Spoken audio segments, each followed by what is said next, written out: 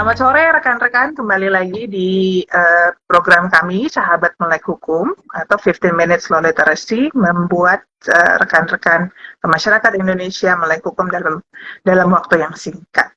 Gitu.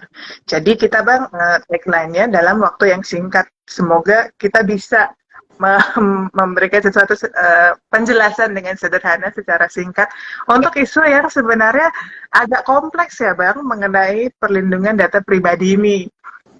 Isu baru lah, isu baru, terus kayaknya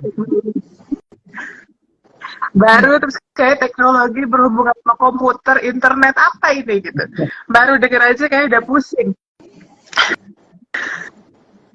Gitu. Sore ini saya Tami mewakili AYR Center for Legal Studies dengan ditemani oleh Bang Kosasi, nama bekennya atau Bapak Aditya Kosasi, SHLLM, pengurus dari ABDI. Kalau boleh cerita nih Bang, mungkin bridging dulu. ABDI ini apa Bang? Iya. Oke, ya makasih ya Tami dan teman-teman dari AYR Center for Legal Studies sudah mengajak ABDI nih untuk live sore hari ini. Nah, ABDI itu sendiri kepanjangannya adalah Asosiasi Praktisi Pelindungan Data Indonesia. Jadi ini adalah asosiasi yang dibentuk oleh beberapa orang yang memiliki concern terkait isu pelindungan data pribadi. Dan waktu itu kita sejarahnya tuh kita ada beberapa orang yang bergelut di isu ini. Waktu itu kita belum punya undang-undangnya, tapi kita mikir, aduh, tapi gimana ya ini caranya supaya kita bisa educate, bisa jadi ningkatin awareness, dan juga buat teman-teman yang sehari-hari berhadapan sama isu ini, mereka bisa saling bertukar pikiran gitu. Gimana caranya nih kita untuk memastikan kita bisa melindungi data pribadi di Indonesia walaupun belum ada peraturannya, dan juga mendorong nih supaya ada peraturannya juga di Indonesia. Akhirnya kita bentuklah asosiasi ini. Kita asosiasi yang resmi terdaftar di Kementerian Hukum dan HAM sebagai perkumpulan, dan juga sejauh ini anggotanya yang mendaftar sudah lebih dari 500 orang di asosiasi kami gitu. Dan kita ada kegiatan yang rutin dan juga ada kegiatan yang ad hoc, yang pertemuan dari anggota dan juga mungkin edukasi ke masyarakat juga terkait dengan isu pelindungan data pribadi. Dan juga sekarang kita juga aktif untuk menjadi mitra pemerintah untuk mempersiapkan peraturan, dan juga terakhir salah satu pengurus kita juga jadi tim perumus dari standar kompetensi DPO di Indonesia. Gitu Tami. Luar biasa Bang, kayaknya ABDI ini menjadi senternya ini ya, perlindungan data pribadi lah ya di Indonesia. Seperti itu. Luar biasa sekali. Tapi Bang, kalau boleh, mungkin banyak rekan-rekan yang belum terlalu paham. Ya. Kenapa ini sampai berkumpul? Apa sih yang penting dari data pribadi ini sampai bikin asosiasi gitu? Ya. Jadi gini, isu data pribadi itu ini sebenarnya isu cukup unik. Jadi ada yang bilang ini isu hukum, ada yang bilang oh ini hak asasi manusia, tapi ada yang bilang juga oh ini teknologi nih gitu, karena kan kita sekarang ngomongin data pribadi, bagaimana cara kita collect data, melindungi data itu kan nuansa teknologinya juga kental sekali gitu ya. Jadi ini isu yang unik karena perpaduan antara beberapa ilmu, dan kita bisa lihat dari sisi hukumnya seperti apa, dari sisi teknisnya seperti apa, dari segi keamanannya seperti apa. Jadi orang-orang yang berhadapan dengan isu ini sehari-hari itu mereka perlu saling sharing, karena ada yang latar belakangnya hukum, ada yang latar belakangnya teknis, ada juga yang latar belakangnya mungkin dia government relation gitu ya, jadi dia yang bantu advokasi terkait dengan peraturan. Jadi latar belakangnya bermacam-macam. Nah, untuk kita memastikan supaya orang-orang ini punya pemahaman yang sama walaupun latar belakang yang berbeda, itu kenapa kita bentuk asosiasi ini gitu. Karena isu ini isu yang sebetulnya harusnya sudah lama lah ya kita bahas, tapi karena undang-undangnya baru keluar ya, jadi baru hot belakangan ini nih gitu. Tapi sebetulnya penting untuk kita segera mengimplementasikan peraturannya supaya awareness di masyarakat juga semakin terbangun lah ya gitu. Oke Bang, kalau gitu awareness apa nih yang perlu dibangun sebenarnya? Tentu kita dengar dari media kemarin ada Facebook Cambridge Analytica. Kalau di Amerika kayaknya ini banget ya, uproar banget gitu, isu banget sampai Mark Zuckerberg dipanggil Senat. Semuanya tentang privacy gitu, atau di bahasa Indonesianya jadi perlindungan data pribadi. Terus Google juga kena di ICJ di Eropa, terus macam-macam. Meta bahkan Facebook udah jadi Meta sekarang rebranding karena isu ini. Seberapa penting si perlindungan data pribadi yang di luar sana kayaknya rame banget gitu, Bang?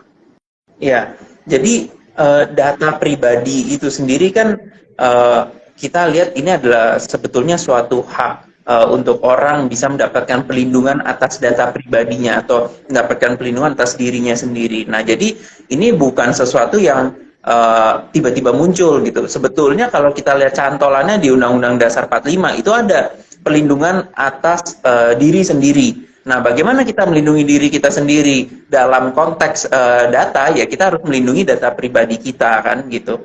Nah, siapa sih yang harus melindungi data pribadi? Ya, pihak-pihak yang menggunakan data pribadi itu untuk kepentingan-kepentingan tertentu atau sesuai dengan persetujuan si individunya itu, gitu kan?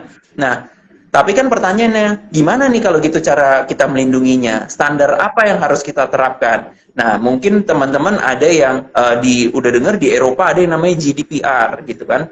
Terus tadi disebutkan kalau di Amerika juga mereka punya standar sendiri. Nah, ini kan mungkin setiap negara bisa punya standar pelindungan yang sedikit berbeda walaupun pada prinsipnya sama, disesuaikan dengan kondisi masyarakatnya. Nah, ini kenapa jadi penting? Karena supaya kita sama-sama di Indonesia ini dengan berkembangnya teknologi, banyaknya startup, penggunaan internet juga semakin tinggi, kita perlu segera menerapkan standar supaya data-data pribadi yang dikumpulkan dan diproses oleh orang-orang atau misalkan oleh startup atau perusahaan manapun, entah perusahaan teknologi ataupun non-teknologi, itu bisa memiliki standar perlindungan yang sama. Karena kalau kita tidak memiliki standar pelindungan yang sama dan juga nanti data kita banyak di-share mungkin antara satu entity dengan entity lain atau misalkan dengan negara lain bahkan itu bisa rentan akan terjadinya kebocoran atau misalkan juga bisa pelanggaran dari hak dari individu itu sendiri gitu. Dan karakternya kalau kita lihat kan di Indonesia atau masyarakat Asia itu kan dia semakin eksis di media sosial kan mereka semakin bangga gitu kan. Jadi itu kan yang kita harus membangun awareness supaya orang juga mesti lebih berhati-hati juga, bukan cuma mengharapkan orang yang mengumpulkan datanya untuk melindungi data, tapi dia juga punya awareness untuk melindungi datanya sendiri. Ini kenapa isu ini jadi penting sebetulnya, Tami.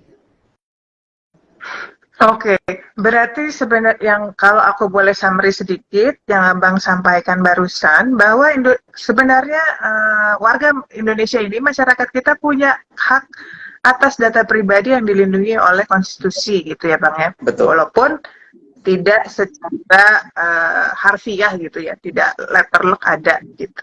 Tapi kita bisa di-infer dari situ. Lalu data ini ternyata digunakan oleh para perusahaan-perusahaan atau organisasi-organisasi yang mengumpulkan data kita melalui digital teknologi yang bahkan mungkin kita juga nggak tahu bahwa data kita telah dikumpulkan gitu ya Pak ya. Yang entah bagaimana, yang mungkin entah untuk tujuan tertentu oleh organisasi itu digunakan gitu, baik untuk komersil atau untuk peningkatan kualitas pelayanan organisasi-organisasi ini, mungkin gitu ya Bang ya. Yeah. Lalu kalau kita ngomongin seperti ini Bang, pertanyaan selanjutnya, apa dampaknya buat saya kalau saya sebagai pengguna ya Bang, sebagai si data subject, kalau data saya itu diambil sama atau di-collect atau what does it do to me gitu. Oke, saya punya hak tapi I don't know buat apa juga gitu. Yeah. Apa ada dampaknya nggak? Jadi gini, data itu kan kita lihat data itu bisa macam-macam ya. Nama adalah data, tanggal lahir, tapi juga bisa aktivitas kita, misalkan kita bertransaksi di suatu platform e-commerce gitu, atau misalkan kita mengakses suatu website, lalu apa sih yang kita akses, apa sih berita yang kita baca gitu. Mungkin kita ketika data kita dikolek, kita merasa oh ya nggak apa-apa, boleh aja dikolek gitu. Tapi mungkin kita harus berpikir langkah selanjutnya. Setelah data itu dikolek, apa sih yang dilakukan sama data kita gitu, dan apa yang kita nyaman dan tidak nyaman gitu, yang kita memperbolehkan dan tidak memperbolehkan gitu. Jadi oke, data kita, misalkan kita mau daftar ke suatu platform, terus mereka minta data kita untuk registrasi, dan kita berikan data itu, ya itu kan wajar, dan mungkin kita memberikan persetujuan kita juga. Tapi misalkan kita mau daftar ke suatu platform untuk misalkan platform e-commerce gitu, tapi kita ditanya siapa nama ibu kandung, siapa nama ayah kandung. Nah itu kan sebetulnya data-data yang relevan. Nah itu kalau terjadi seperti itu, kita harus berpikir ulang gitu kan, loh kenapa mereka minta data yang seperti itu, mau digunakan untuk apa gitu kan. Jadi kita sebagai masyarakat, kita juga harus lebih aware kalau kita memberikan data kita, kita juga harus berpikir udah sesuai dengan tujuannya nggak sih mereka minta data ini, dan masuk akal nggak? Kalau enggak, kita mesti pikir juga, oh ini data ini mungkin mau dipakai untuk hal lain yang entah disembunyikan, entah disalahgunakan. Dan ketika data itu kita berikan, tapi tanpa kita tahu penggunaannya untuk apa, kan itu juga bisa disalahgunakan entah untuk kegiatan yang jahat atau dikomersialisasi juga gitu. Dan bahkan mungkin yang lebih advance lagi itu bisa dipakai untuk nanti membatasi hak-hak kita sendiri. Contohnya misalkan gini, untuk kita bisa mengakses kredit gitu atau fasilitas pinjaman atau fasilitas finansial. Nah, ketika kita mau mengakses fasilitas atau layanan seperti itu, kan dilihat kita apakah punya kemampuan membayar dan sebagainya gitu. Nah, ketika data-data kita itu dikumpulkan terus lalu diproses untuk hal-hal seperti itu, dan secara tidak sadar kita memberikan data-data misalkan yang kurang akurat atau data-data yang seharusnya tidak diproses oleh platform itu dampaknya nanti bisa menghalangi kita untuk mendapatkan fasilitas-fasilitas seperti itu. Jadi mungkin dampak langsungnya tidak ada, atau mungkin jarang yang ada langsung terasa dampaknya, tapi kita harus berpikir, kalau saya berikan data ini dan mereka proses, apa sih kira-kira dampaknya untuk saya? Dan kalau misalkan kita merasa tidak nyaman atau kita merasa, oh ini datanya tidak relevan dan ada kemungkinan data yang disalahgunakan, ya sebaiknya kita tidak memberikan data itu. Oke. Kewaspadaan jadi sesuatu dasarnya adalah kewaspadaan ya Bang. Kenapa kita perlu hati-hati dalam memberikan data kita. Kita tidak pernah tahu apa yang akan digunakan oleh si pengumpul data ini, atau bahasa kerennya pengendali data ya Bang ya. Si pengendali ini bukan kita tidak pernah tahu ya, tapi kita harus lihat juga, misalkan kan di peraturan mereka diminta untuk transparansi kan ke subjek datanya. Nah di situ kan harusnya mereka menyampaikan, tapi ketika apa yang mereka sampaikan ke kita tidak sesuai dengan data apa yang dikumpulkan, di situ kita harus bertanya-tanya gitu, dan kita harus berpikir ulang untuk menyerahkan data kita ke mereka. Betul, transparansi itu kata kuncinya ya Bang. Betul. Ya, trust, kita perlu percaya sama aplikasi atau website atau apapun itu interface-nya, dan transparansi yang mereka berikan gitu, karena kita kan nggak punya tangan untuk benar-benar ngecek ke mereka apa sih yang mereka lakukan gitu. So tadi Bang sudah ngomong ada resikonya, walaupun tidak ada secara langsung, tapi di kemudian hari data-data itu bisa digunakan untuk hal-hal yang tidak kita inginkan, baik disengaja ataupun tidak disengaja ya nggak Bang. Misalnya mereka ada ada yang dihack gitu servernya gitu, lalu data kita kemana-mana gitu. Lagi tadi ada data tentang ibu kandung, hati-hati dengan akun bank kita berarti ya Bang, nanti bisa tiba-tiba hilang isinya. Ya, karena mungkin bukan karena sensitif juga ya data-data finansial itu. Iya, data finansial, data kesehatan memang ya, walaupun mungkin bukan dilakukan secara langsung oleh aplikasi atau website yang kita akses ya Bang ya, tapi ada efek selanjutnya misalnya ada kebocoran gitu, ada orang lain yang ada tangan ketiga yang ikut campur di situ. Itu yang mau kita jaga dalam aktivitas kita di dunia internet, di dunia maya, gitu. Makanya undang-undang ini hadir untuk mengatur hal tersebut, gitu kira-kira ya Bang ya. Betul. Lalu sebagai layman, sebagai manusia biasa yang tidak mengerti teknologi ini, Bang, gimana saya tahu bahwa sebuah aplikasi atau sebuah website gitu, apapun interface-nya itu menggunakan data saya, gitu Bang? Ya, jadi biasanya nih kalau kita mau login atau kita mau register kan kita diminta konsen tuh, apakah Anda menyetujui syarat dan ketentuan dan kebijakan privasi. Nah itu yang biasanya kita lewatin tuh, udahlah cetak aja iya gitu. Nah tapi kalau kita kalau kita peduli sama data kita dan kita mau tahu sebetulnya data apa sih yang mereka collect dan untuk apa sih mereka collect data ini, tujuannya untuk apa, dan misalkan kalau mereka bagikan ke pihak lain, siapa sih pihak lain ini? Nah, kita bisa mengakses si kebijakan privasi atau misalkan ada yang bilangnya privacy policy, ada yang bilangnya privacy notice, tapi biasanya ini adalah suatu dokumen yang mengungkapkan data-data pribadi apa saja yang dikolek, tujuan pengumpulannya untuk apa, lalu juga bagaimana mereka memproses dan juga bagaimana mereka melindungi data-data tersebut. Nah, ini yang harusnya kita, kalau kita peduli dengan data-data kita, ya kita harus membaca dokumen-dokumen seperti ini sebelum kita pakai. Atau mungkin bahkan sekarang juga agak sedikit dimudahkan dengan misalkan kita mau download suatu aplikasi. Nah, kalau kita mau download suatu aplikasi, biasanya di marketplace dari aplikasinya itu, mereka juga memberikan keterangan data apa aja sih yang dikumpulin sama aplikasi ini gitu ya. Nah itu kita paling nggak mesti baca. Pertanyaannya kan apakah sesuai itu dan apakah proper data-data yang mereka kumpulkan jika dicocokkan dengan fitur yang mereka pakai atau yang mereka berikan gitu. Misalkan untuk social media gitu, tapi mereka mengumpulkan data sampai misalkan political interest gitu kan. Nah ini kan kita harus bertanya-tanya, loh ngapain nih data ini dikumpulin? Tujuannya hanya untuk murni sosial media atau ada data yang lain gitu? Ya mungkin buat beberapa orang oke-oke aja gitu. Nah, jadi sebetulnya ada beberapa cara untuk mengetahui itu.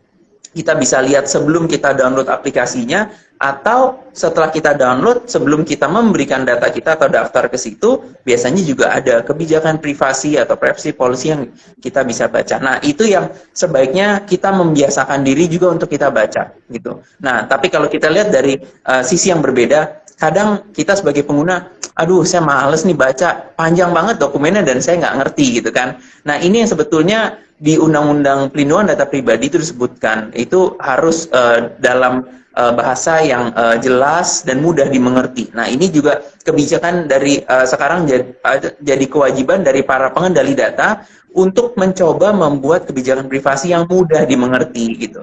Gimana sih cara supaya mudah dimengerti ya? Mungkin kan bahasanya kita bisa buat bahasa yang lebih dipahami oleh penggunanya itu sendiri, apakah itu misalkan penggunanya targetnya umur 20, 30, dari kalangan seperti apa, dan juga atau mungkin mereka bisa sesimpel membuat ringkasannya. Paling nggak jadi ketika baca ringkasan itu mereka jadi lebih mudah mengerti. Nah, ini jadi kita perlu dari dua sisi nih, dari segi penggunanya mereka perlu dibiasakan untuk membaca, tapi dari segi pengendali datanya mereka juga harus membantu penggunanya dengan memberikan dokumen yang lebih mudah untuk dibaca dan mudah dipahami.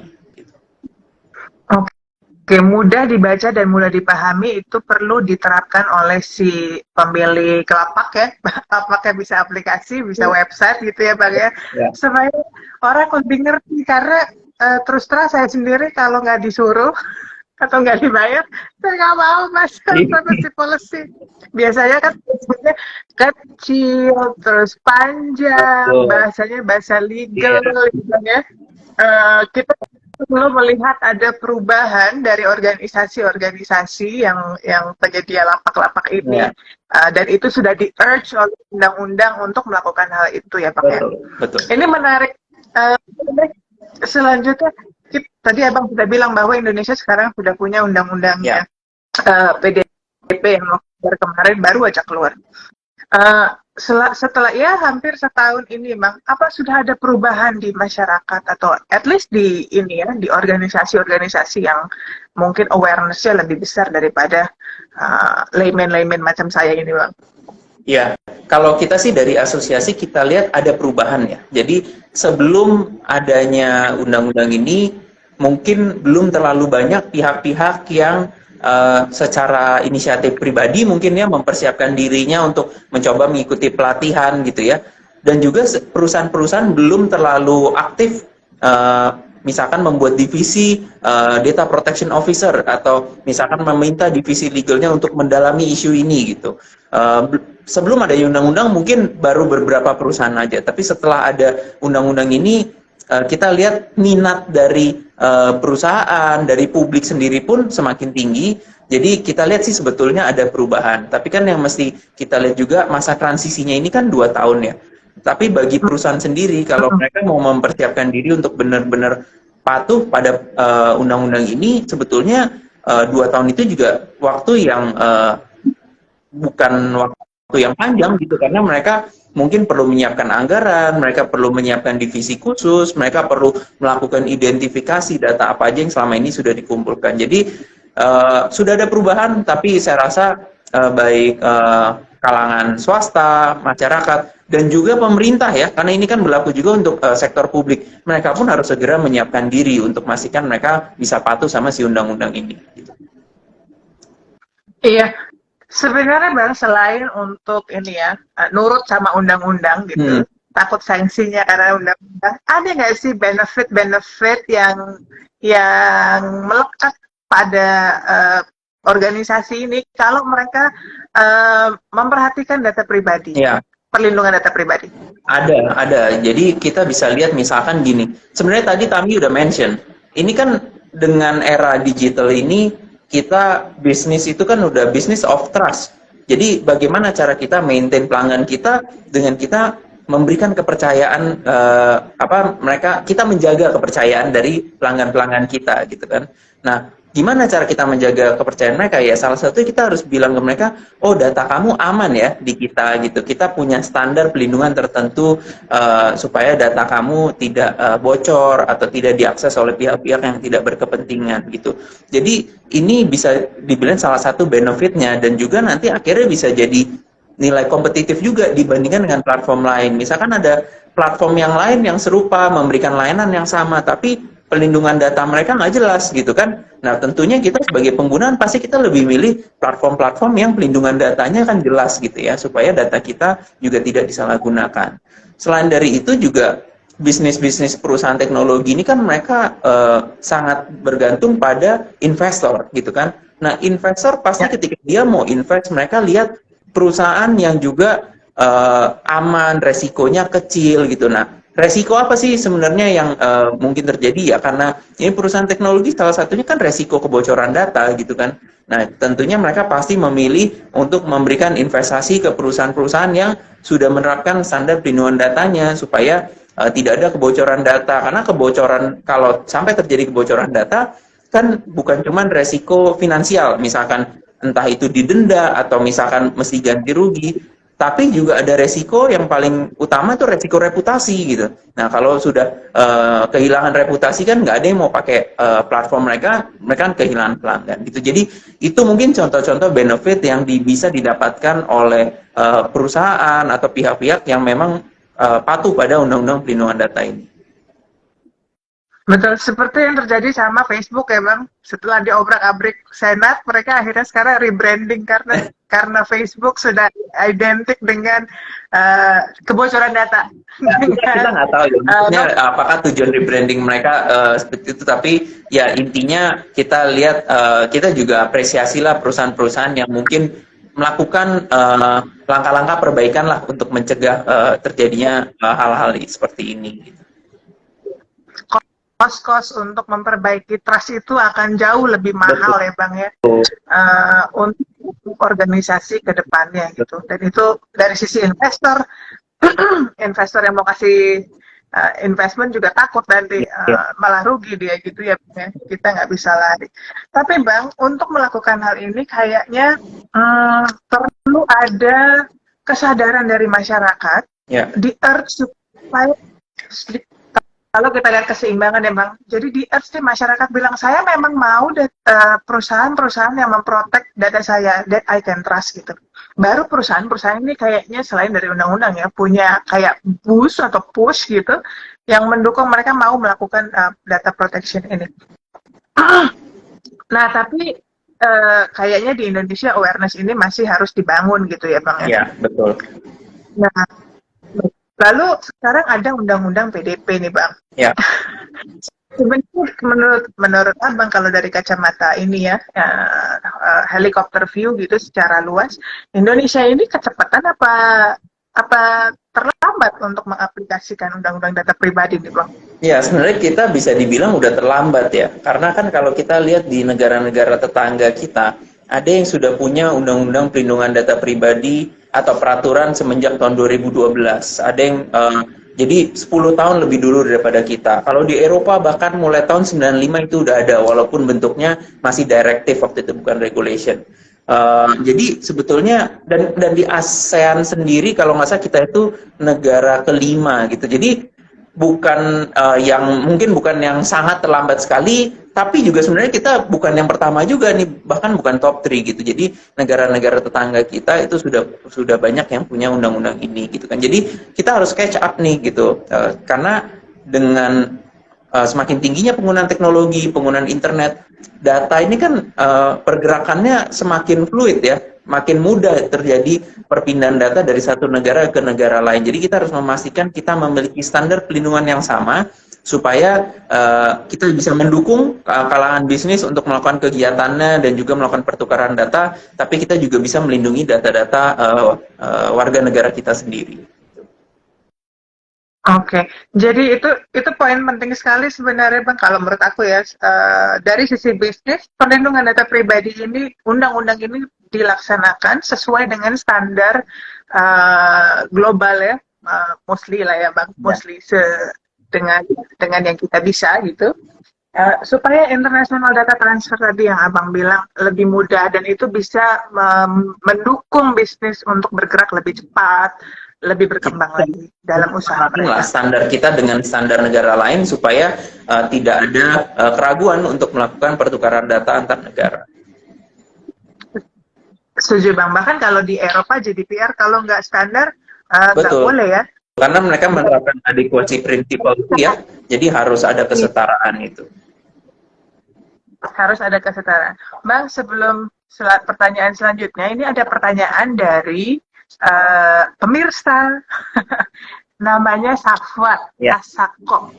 Nah, bagaimana jika pencurian data ini terjadi di data yang dikumpulkan oleh pemerintah? Apakah bisa masyarakat menuntut pemerintah atas kebocoran data ini menggunakan undang-undang PDP? Silakan Bang. Wah, menarik nih pertanyaannya gitu ya. Kalau kita lihat, memang undang-undang PDP ini kan berlaku untuk sektor publik dan sektor swasta. Tapi memang kan kita masih menunggu aturan turunannya, jadi kita masih belum terlalu jelas juga nih kalau misalkan dari masyarakat ada yang merasa keberatan, apa nih jalur yang mereka bisa gunakan untuk menuntut pemerintah gitu ya, apakah lewat jalur misalkan gugatan class action gitu kan. Ini kita masih belum terlalu clear dan belum ada presidennya juga gitu. Tapi kan juga kalau kita mau menuntut, apa nih yang kita mau tuntut? Apakah ganti rugi atau juga sebenarnya kita menuntut pemerintah untuk melakukan perbaikan supaya data-data masyarakat lebih terlindungi gitu. Jadi sampai sejauh ini kita juga masih menunggu sih aturan turunan supaya lebih ada kejelasan bagaimana sih dampaknya ini ke sektor publik seperti itu. Oke. Begitu jawabannya Mas Safwat.